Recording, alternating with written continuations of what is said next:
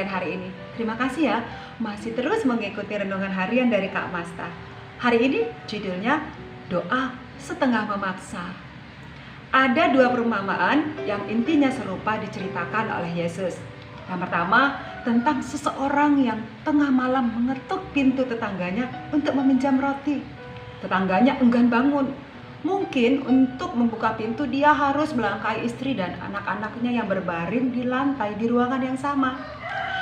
Namun karena pintu terus-menerus diketuk, akhirnya tetangga itu terpaksa membuka pintu. Itu ada di Lukas 11 ayat 5-6. Perumpamaan yang kedua adalah tentang seorang janda miskin yang lemah kedudukannya sehingga diliciki di pengadilan oleh penuntutnya. Lalu janda itu terus-menerus datang menemui dan merengek kepada hakim untuk minta keadilan. Hakim itu terkenal jahat dan sama sekali tidak mau membela kebenaran.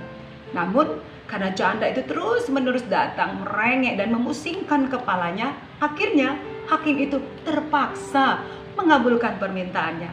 Ada di Lukas 18 ayat 2-5. Kedua perumpamaan ini sering disalahpahami adik-adik. Orang mengira bahwa Yesus menyuruh kita berdoa sambil setengah memaksa supaya akhirnya Tuhan mengabulkan doa kita.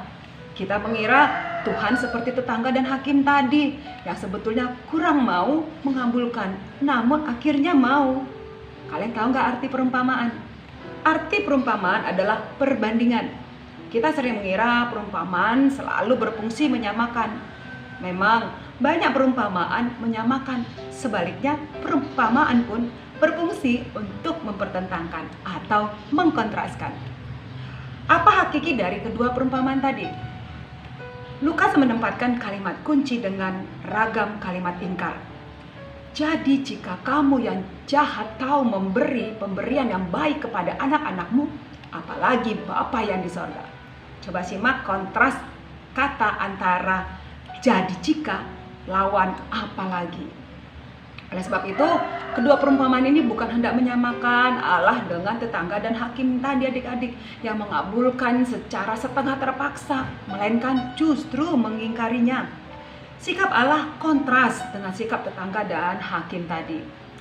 Tema kedua perumpamaan ini bukanlah tentang orang yang berdoa kepada Allah, melainkan tentang Allah yang bermurah hati kepada orang yang berdosa. Lukas 11 ayat 1-13 terdiri dari 3 kejadian yang berbeda waktu dan tempat terjadinya. Yang pertama tentang contoh doa pendek kepada Rasul. Yang kedua tentang perumpamaan tentang ketukan pintu.